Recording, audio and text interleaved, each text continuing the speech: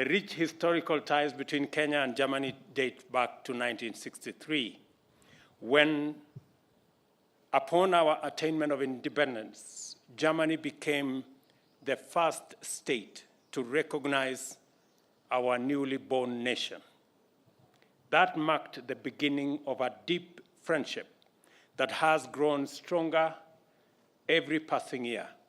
Our common values and cooperation in diverse spheres of endeavor, including energy, climate action, agriculture, health, trade and investment, and education have marked our bilateral development.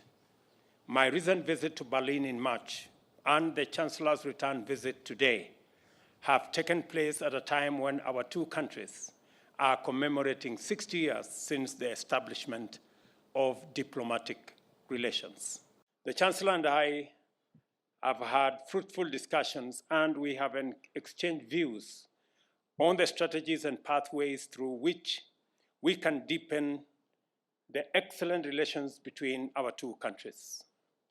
I have taken time to brief the Chancellor of the government's progress in improving the business environment, which has made Kenya significantly more attractive to German investors. I encourage the business delegation, which is here with us, which has accompanied the Chancellor, to explore and exploit the huge untapped investment opportunities in Kenya. I also invite them to take advantage of Kenya and Nairobi's natural geostrategic advantage and use our capital as the gateway and hub for their regional and continental investments. I assure the business delegation on behalf of the entire German business community that Kenya will support German investors with incentives to engage successfully in investment opportunities in our country.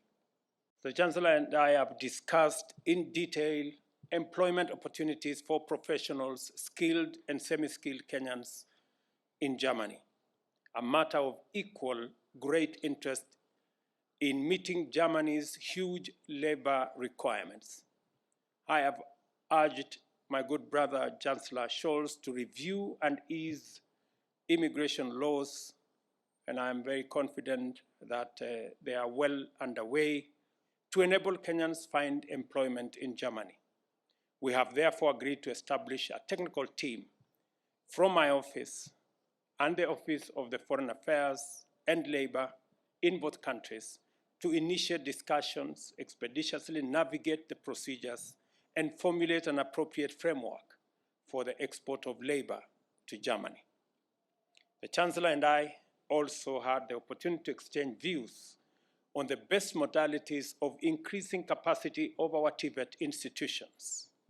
Through German support, we have been able to engage and enhance training opportunities offered to Kenyan youth. Our grid is 92% green, and our commitment is to achieve 100% green energy by 2030. While our current grid is 3 gigawatts, the potential is huge, and our ambition is to make a quantum leap to 100 gigawatts by 2040. Germany has been a steadfast partner in our renewable energy journey. And I express my appreciation, Mr. Chancellor, for your reaffirmed commitment towards increasing the capacity of the Olkaria geothermal station and the general investment in our renewable energy space. On the existential climate crisis, we shared our concern of the effects of climate change on livelihoods, communities, and nations. We underscored the urgent need for concerted efforts to reverse the effects of climate change. In this regard, we agreed to work together in the search for solutions and deepen our collaboration in climate-resilient development and renewable energy, including production of green hydrogen and sustainable agriculture, including production of green fertilizers.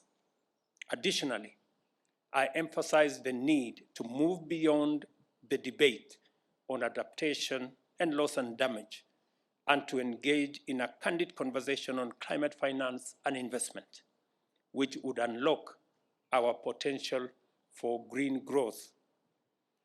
Equally, the current international financial system is inadequate in dealing fairly with multifaceted global crises, including recovery from the COVID-19 pandemic, the climate emergency, and the debt crisis in the global south. Our companies are well intertwined. This is also reflected in my business delegation that is accompanying me on this visit. I am also delighted about the close cooperation in economic issues that is reflected in many topics we have discussed today that you mentioned, but that are also linked to the willingness, your willingness to work with us in the framework of the Compact with Africa, because it is an important topic for us. It facilitates trade, it facilitates investment by companies. And we also are talking about the question of protecting our environment and fighting man-made climate change. We are united in our ambitions, and I would like to explicitly say that Kenya truly has made substantial progress, is a true leader compared to many other countries in the world. So I am absolutely delighted about your willingness to become a member of the International Climate Club. This is an important step, because if we are to reach our ambitious goals to stop climate change, it will only succeed if we work together and make sure simultaneously that we are doing this together, and that our different pathways that we have will be in context, will be related, and will lead to the same goal. In March, you participated in the Berlin Energy Transition Dialogue in Berlin. You have highlighted once again the important role of Kenya in the fight against climate change. Thank you very much for that. These are really topics that unite us, and it's not a coincidence that I will be visiting the geothermal power plant in Naivasha. As I was told, it's the biggest of its kind in Africa, and this illustrates once more that Kenya is a truly inspiring climate champion. More than 90% of Kenya's electricity already comes from renewable energy sources, and by 2030 you are to reach 100%. This is truly impressive, and it is also one reason why Kenya has such appeal both in Africa and beyond. There is also potential for enhanced cooperation in the field of labor migration. Germany wants to offer more legal pathways for migration for those who wish to work in Germany, and at the same time we aim to reduce illegal migration. This is a win-win situation for all countries involved.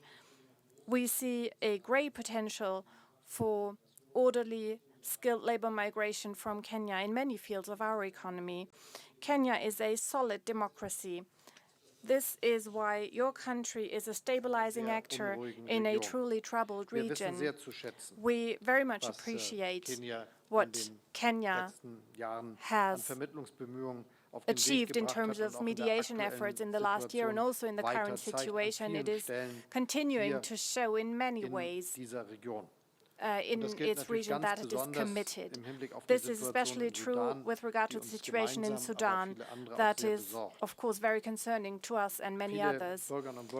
Many Sudanese people have taken to the streets over the last years, risking their lives. They have stood up for democracy and freedom, for a transition, moving from military structures to a civilian structure. So the army and the RSF must end their military struggle for power, which happens to the detriment to the people of the country, which leads to violence and destruction. There needs to be a transmission to a civilian government, and we are grateful for Kenya's commitment in this regard. Let me highlight it once more. We will do everything we can also to support the initiatives that have been taken. And also elsewhere, Kenya is committed. I said it before, in Somalia, Ethiopia, the Democratic Republic of the Congo. These are indispensable efforts of support that we greatly appreciate and that we're happy to support.